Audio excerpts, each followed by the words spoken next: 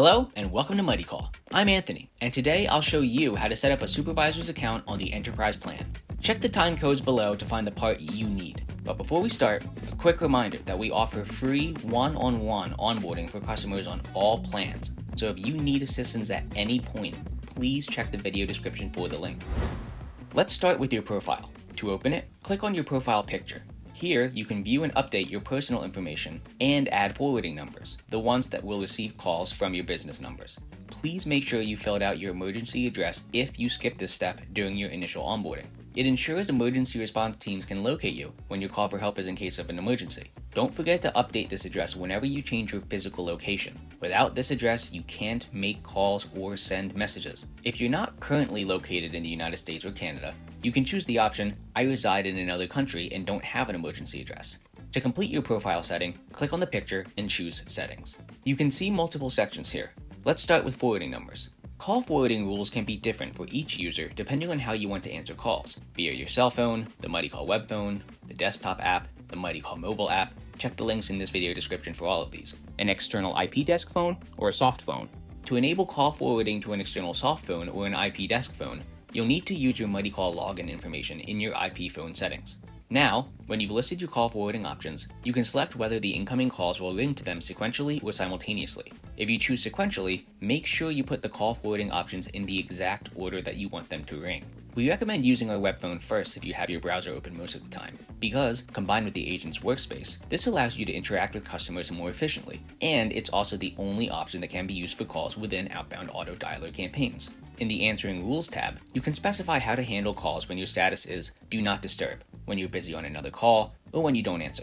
In Greetings and Media, you can personalize your audio greetings by choosing the music on hold, adding a custom ringback tone, and changing the message the callers will hear if they're directed to your voicemail or the dial by name routing option. Finally, if you'd like to receive emails about new voicemails and their transcriptions, please put a check in the notification settings. Now that your personal settings are done, let's move to the essential part of your call center, which is your business numbers. If you have your own number that you want to use in MightyCall, click on Put in your number. It will take you to a form that you need to fill out and submit. Complete all the required fields in the form. You need to fill out and upload a letter of authorization, which we provide a template for. If you have a recent invoice or a customer service record for the number, you can upload them as well. Hit submit and you're all set.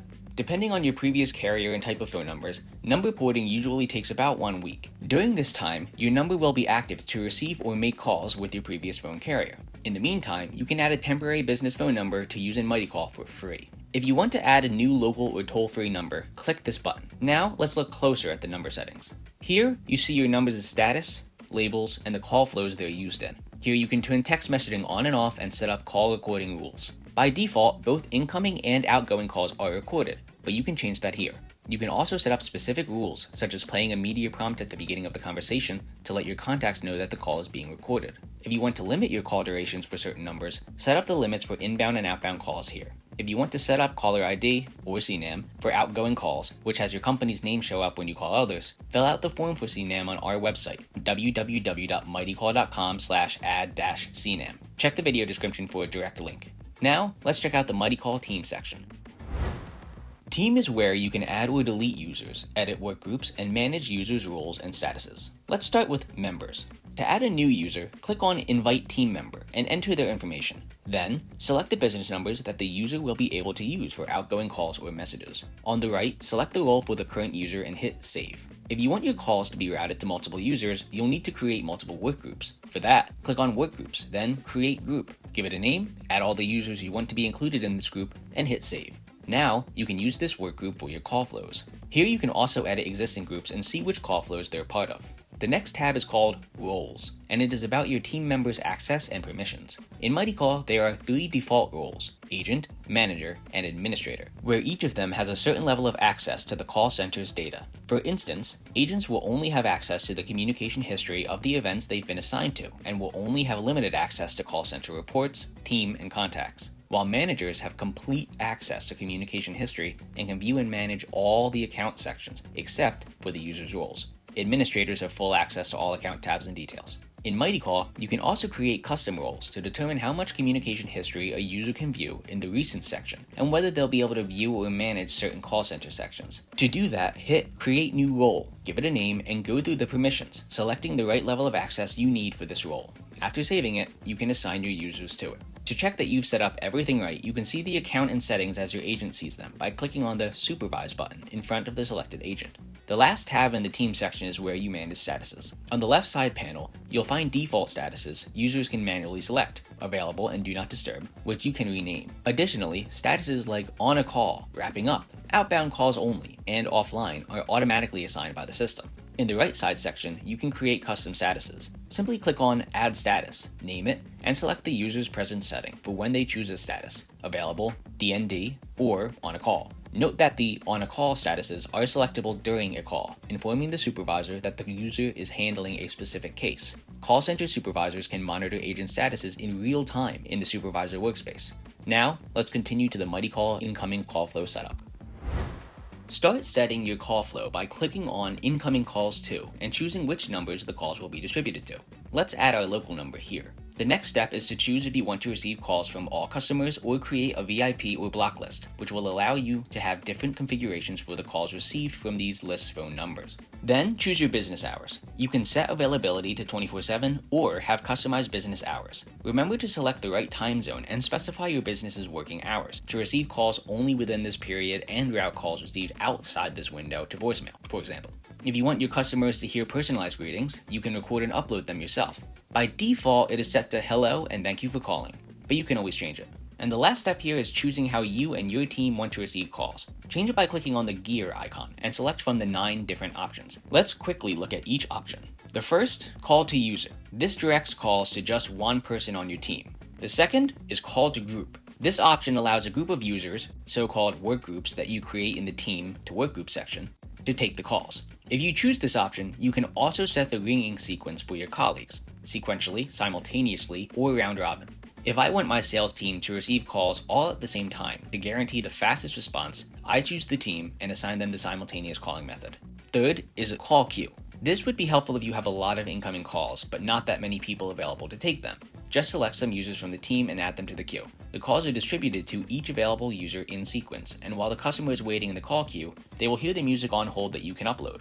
If your callers can't wait any longer, they have a chance to leave a voicemail if you enable Play Invitation to leave a voicemail every 20 or more seconds. The fourth, Dial by Name, lets callers dial the first few letters of the name of the person they are trying to reach. The fifth allows you to add an IVR, in other words, a voice menu. Press 1 for sales, 2 for support, etc. And set special call routing rules for your team. MightyCall's IVR is multi-level, which means you can add as many tiers as your business needs.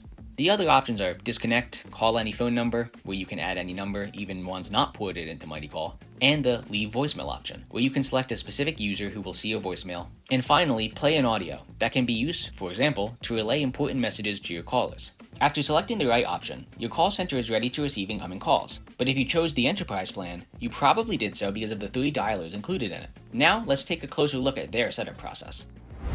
To create an outbound campaign, click on Create Campaign and start with completing the general settings, your campaign's name and an optional brief description. Both the name and the description show up for your agents when they're assigned to a call. Optionally, you can set specific start and end dates for your campaign, including the schedule for each day of the week. But you can always pause and resume your campaigns manually, regardless of their schedule. Finally, choose your business numbers for the calls. Keep in mind, international numbers aren't available for these campaigns.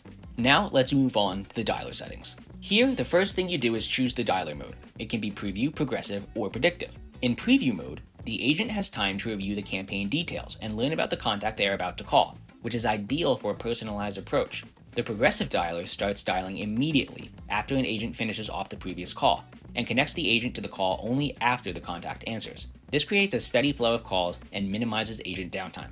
And the Predictive dialer starts dialing multiple contacts per one available agent, which dramatically increases agent productivity. If you decide the Preview mode is what you need, continue with the following settings. Preview time is how much time the agent has to learn the details of the campaign call before making the call. If the agent declines it, the call request is transferred to the next available agent. But if there is only one agent in the campaign, the call request will eventually be routed back to them. Wrap-up time is for post-call work, to select the call outcomes or add the number to the do not call list if needed. Max ring time is how much time is spent dialing a contact. Default retry period is how long before we try calling the number again, in case the contact wasn't reached during the first time. And max attempts per number is the limit on how many times we dial each number associated with the contact. The system disposition settings is where you can decide what happens to calls that don't connect. You see some predefined call outcomes, such as contact busy, contact no response, agent abandoned, and invalid number. For each of them, you can choose whether this outcome is final, meaning no action will be taken after that. Or if you want to proceed with trying, choose the retry option, and the number will be dialed again. You can also set up custom rules for each disposition retry.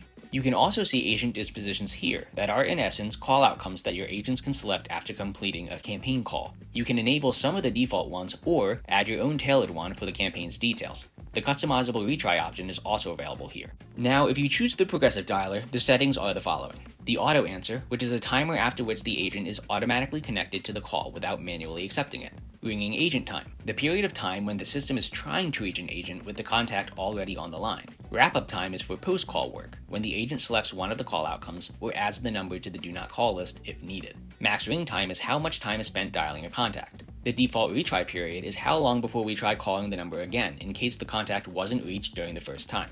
And max attempts per number is the limit on how many times we dial each number associated with the contact. In the progressive mode, you can also enable answering machine detection. Once enabled, this allows the dialer to detect and automatically disconnect calls reaching an answering machine or voicemail system in less than 3 seconds, which saves your agents time for actual conversations. The answering machine detection feature is a part of system disposition settings, which is where you decide what happens to calls that don't connect. You see some predefined call outcomes such as contact busy, contact no response, contact abandoned, invalid number, and answering machine detection. For each of them, you can choose whether this outcome is final, meaning no actions will be taken after that. Or if you want to proceed with trying, choose the retry option and the number will be dialed again. You can also set up custom rules for each disposition retry. You can also see agent dispositions here that are in essence call outcomes that your agents can select after completing a campaign call. You can enable some of the default ones or add your own tailored for the campaign's details. The customizable retry option is also available here. Now, if you choose the predictive dialer, the settings are the following. The auto answer, which is a timer after which the agent is automatically connected to the call without manually accepting it. Ringing agent time, the period of time when the system is trying to reach an agent with the contact already on the line. Wrap-up time is for post-call work, when the agent selects one of the call outcomes or adds the number to the do not call list if needed. Max ring time is how much time is spent dialing a contact. Default retry period is how long before we try calling the number again, in case the contact wasn't reached during the first time. Max attempts per number is the limit on how many times we dial each number associated with the contact. And abandon rate, which regulates the percentage of your campaign calls that are hung up by leads before your agents are even connected. Note that the telemarketing sales rules require the abandon rate to be no higher than 3% of all calls. Violating this rule can result in fines or other legal penalties. In predictive mode, you can also enable answering machine detection. Once enabled, it allows the dialer to detect and automatically disconnect calls reaching an answering machine or voicemail system in less than 3 seconds, which saves your agents time for actual conversations. Once you set up all these parameters, your auto dialer is set. But of course, you are yet to choose the agents who will participate in your campaign. For that, continue to the next step, called Agent List, and choose the agents who will be driving your campaign forward. Last but not least is uploading your record list with the numbers that the dialer will call during your campaign. If you already have a list of contacts you want to reach, you can just upload a CSV file. You can always use the provided template to format your record list for smooth use in MightyCall's outbound campaigns. You can also upload CSV files that don't match our import template, and MightyCall will automatically map them for you. Your list will be ready to go. Please ensure that the file size does not exceed 100 megabytes, and note that files larger than 15 megabytes may take 5 to 7 minutes to upload. Once you upload a record list, you'll see it in the section on the right. You can manage existing lists by clicking on the 3 dots. Choose Add More to add new records, Replace to completely replace existing records. You can also delete the list or export it to a CSV file. Once you complete all these steps, your campaign is ready to go. Hit save, and now you can run your campaign. MightyCall also offers National DNC list scrubbing. If you activate this feature, it removes all phone numbers included in the Do Not Call registry from your lists, protecting you from potential fines. A national DNC list base is constantly updated, which guarantees the most up-to-date compliance. Another helpful feature is the Account DNC Do Not Call list, which is an optional setting used when you have multiple numbers you wish to block calls for. Think of it as an internal block list. Note that agents can also select to add a number to the DNC list for the account upon completing a campaign call and selecting a call outcome. And again, if you need any help with the dialer setup, just reach out to our friendly support team. The next tab is about the Supervisor workspace. Here you can see all real-time statistics and key metrics. Real-time online calls, calls that are waiting to be answered, the longest waiting time, missed calls for the last hour, average waiting time, and service level. The other two tabs are the Statuses tab, where you can see every agent's status at the moment, how long they've been in it, and a summary chart below in real-time campaign calls, where you can keep track of the dialer-created calls. Now let me show you how to monitor live calls. When there are ongoing calls, a supervisor can use one of the available call monitoring methods to oversee agents. Choose call listening if you want to listen to the call without interfering. Call whispering can help you talk to the agent without letting the customer know. Go with call barging if you need to interfere with an ongoing call to help an agent and talk directly to the customer. And finally, the call intercept option disconnects the agent from the call, and the supervisor takes over the conversation. Apart from supervisor features, a call center manager also has access to customer communication. This is what the agent workspace is for. On the left, in the recent section, you'll see your latest interactions for the last 7 days. You can switch between client and team conversations by clicking on the clients and team tabs. Just click on the conversation you need and you'll see all the communication history in the central panel. Calls with recordings, voicemails, SMS, MMS, and notes that you and your team members have left for every event there. To be able to send SMS and MMS, activate text messages here. In the right section, you'll see the contact card with all of the contact information about a client or a team member, their name, phone numbers, emails, and also internal comments by your team members. For immediate communication, simply press the call, send a message, or email buttons. If you want to add a new contact, simply fill in the contact's details and hit save. Another option is to click on the 3 dots here, where you can search, add, or import and export contacts by uploading a CSV or a VCF file. Now, let's look at the MightyCall Webphone. Please make sure you've allowed the use of the microphone in the browser, or your callers won't be able to hear you. At the bottom of the Webphone, you can see the list of your business numbers you can call from, and the gear icon for ringtone, microphone, and speaker headset settings. Just open the dial pad, and to initiate a call, start entering the phone number and hit call. In the MightyCall Webphone, you can transfer calls, add participants to a call, and open the dial pad to dial extensions. You'll also see calls queued up awaiting a response here. MightyCall has an API that you can integrate with your system. Here, you'll find your account API key as well as your users. Some integrations, such as Zapier and Balto, can be enabled with the help of webhooks, all of which are also available here. Now, to activate native integrations with one of the leading CRM systems, such as HubSpot or Salesforce, go to CRM and choose Available. Setting up these integrations takes a few clicks, but if you need some help, contact our support team for assistance. Now, let's go to the Reports tab.